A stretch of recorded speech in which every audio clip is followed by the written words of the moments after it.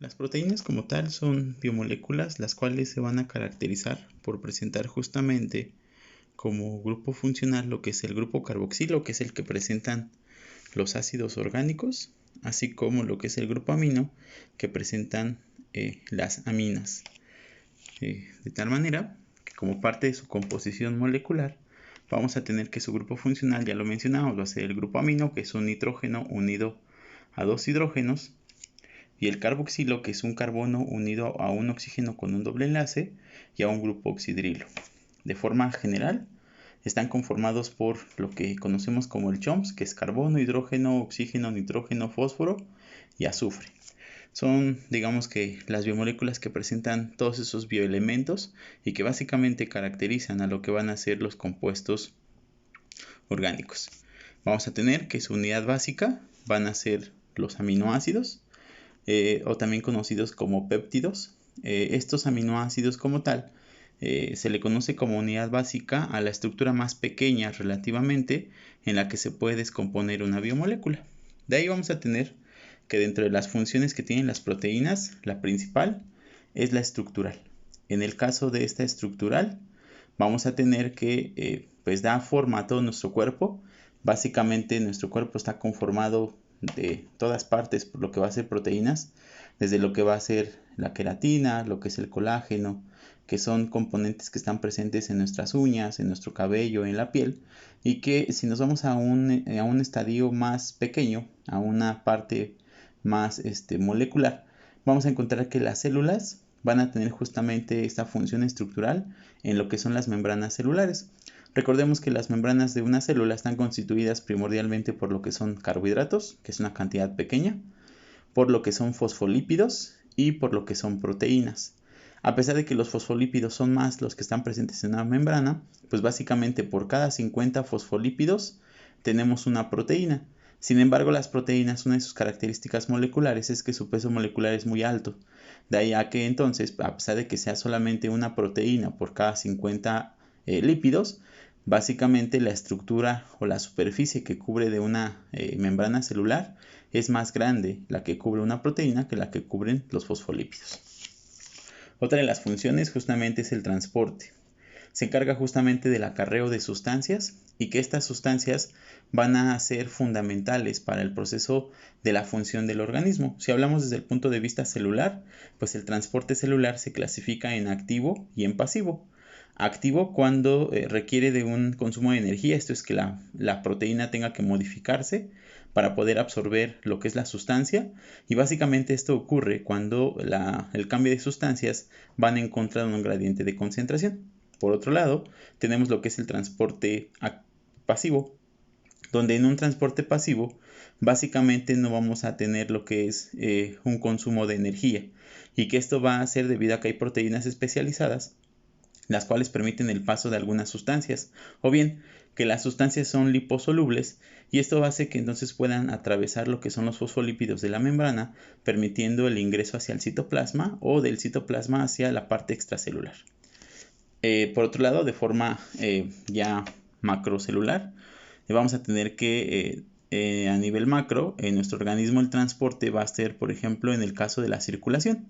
La hemoglobina, que es la proteína que está en la sangre, justamente se encarga de transportar el oxígeno en conjunto con otros nutrientes, y que básicamente esta hemoglobina va acompañada del hierro, el cual polariza, esto es, le da carga al oxígeno molecular que se capta en los alvéolos de los pulmones, y este oxígeno molecular, al ser polarizado, esto es, adquiere a la carga, puede sujetarlo la hemoglobina y lo transporta por todo el torrente sanguíneo para que cada una de nuestras células pueda tener el suministro adecuado de oxígeno y lleve a cabo su función celular. Por otro lado, vamos a tener una función inmunológica. Recordemos que la parte de la inmunología o la parte inmunológica es la defensa del organismo, en el cual básicamente esos anticuerpos, que son inmunoglobulinas, van a estar formando lo que son las defensas del organismo, y que estos son fundamentales para que nuestro cuerpo pueda tener una función biológica adecuada.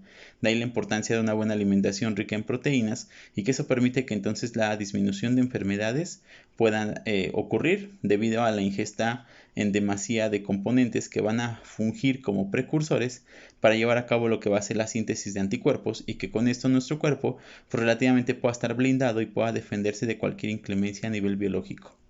Otra de las funciones es la función enzimática, donde recordemos que pues el proceso enzimático es un mecanismo en el cual se lleva a cabo una catálisis y que estas catálisis como tal no son más que transformaciones que permiten que los alimentos puedan ser convertidos ya sea a componentes más simples cuando hablamos de un catabolismo o a componentes más complejos cuando hablamos de un anabolismo. Estas proteínas como tal juegan un papel importante en el proceso digestivo y eso ayuda a que entonces el organismo pueda tener una función de forma adecuada.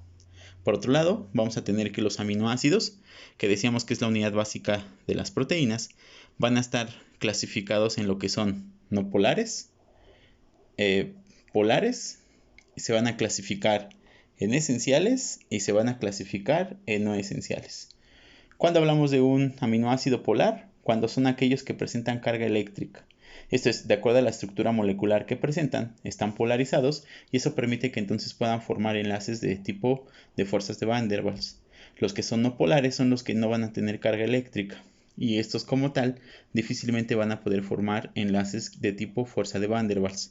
En el caso de los aminoácidos esenciales, son aquellos que, como su nombre lo indica, va a ser necesario o esencial que el organismo los consuma, esto es, tienen que ser ingeridos como parte de nuestra dieta diaria. De no ingerirlos como tal, pues nuestro cuerpo no puede generarlos, por lo que entonces un aminoácido esencial tiene que ser ingerido como parte de la dieta debido a que nuestro organismo no tiene la capacidad metabólica de poderlo sintetizar.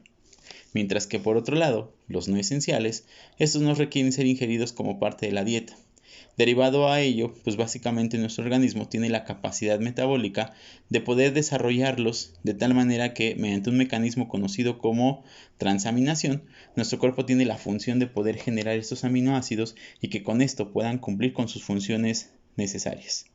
Vamos ahora con lo que es la clasificación de las proteínas. Estas proteínas como tal pueden ser de tipo simples o pueden ser de tipo complejas. Cuando hablamos de un tipo simple, básicamente se van a clasificar en lo que son primarias, secundarias y terciarias. Cuando hablamos de una primaria, estas van a estar conformadas por lo que es justamente cadenas de aminoácidos, donde estas cadenas de aminoácidos van a estar unidas por lo que es un enlace peptídico. Esa cadenita de circulitos que ahí observamos semejan lo que fuera una cadena primaria, donde los enlaces peptídicos son la unión entre el grupo carboxilo de un aminoácido y el grupo amino de otro aminoácido, de tal manera que es la estructura más sencilla en la que vamos a tener estructurados a lo que son las proteínas. En el caso de las secundarias vamos a tener dos tipos, lo que va a ser de forma helicoidal, como es el caso de nuestro ADN, y conocida como hoja plegada, que es como una especie de acordeón, en el cual no solamente va a importar quién con quién está unido, sino el espaciado que hay o la separación que hay entre cada aminoácido. Por otro lado, la estructura terciaria va a presentar estructuras hidrofóbicas. Recordemos que hidro es agua, phobos es repulsión. Quiere decir que cuando nuestros aminoácidos sean de tipo no polares, van a formar este tipo de estructuras que van a ser hidrofóbicas. Tenemos otro tipo de enlace que es el enlace disulfuro. Este enlace disulfuro es el que ocurre entre aminoácidos que presentan azufre, de tal manera que los únicos aminoácidos que presentan azufre son la metionina y la cisteína. Y por otro lado tenemos también enlaces conocidos como fuerzas de Van der Waals. Recordemos que las fuerzas de Van der Waals son atracción electrostática y que esta atracción como tal depende de la carga eléctrica que estos presentan y que van a generar principalmente lo que son puentes de hidrógeno. Dentro de las proteínas complejas vamos a tener la unión de carbohidratos con proteínas y se conocen como glicoproteínas. La unión de lípidos con proteínas se llaman lipoproteínas. Y la unión de ácidos nucleicos con proteínas se conocen como nucleoproteínas. Por otro lado, tenemos la estructura fibrosa, que es la que presentan algunos músculos. Para tener un ejemplo tal vez más claro, podemos observarlo en la pechuga del pollo. La pechuga de pollo se puede deshebrar debido a que tiene una estructura fibrosa. Sin embargo, tenemos otra estructura que va a ser globular, en el cual es como una especie de esferas relativamente. Por ejemplo, los glóbulos rojos, glóbulos blancos, que son células de la sangre, básicamente tienen esa estructura globular. Pero para que lo podamos ver de una forma más tangible, pues una estructura globular es como la pierna del pollo. Observarán que se va despegando o se van desprendiendo como gajos, y que si quisiéramos desmenuzarla no es tan sencillo. Sin embargo, la estructura fibrosa suele tener hilos, que es como el caso de la pechuga de pollo. Por lo que entonces esas estructuras son las que van a caracterizar a una condición fibrosa o a una condición globular. Dentro de lo que es el metabolismo de las proteínas, vamos a tener lo que es la proteólisis. Recordemos que lisis es ruptura o degradación. Esto es la degradación de las proteínas. Y tenemos lo que es la proteogénesis. Recordemos que la proteogénesis es la síntesis.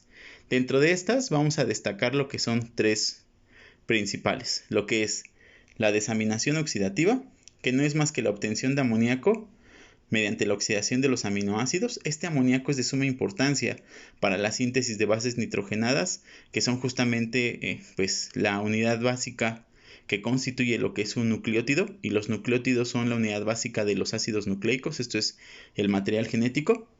Otro proceso va a ser la transaminación, que no es más que la síntesis de nuevos aminoácidos. De ahí que nuestro cuerpo, al realizar la transaminación, logramos tener la formación de aminoácidos no esenciales. Y tenemos una más que va a ser la transdesaminación, que no es más que la suma de las dos anteriores, en la cual primero se convierte en un aminoácido nuevo para después obtener lo que va a ser justamente el amoníaco. Y bueno, hasta aquí es la parte general de lo que son las proteínas.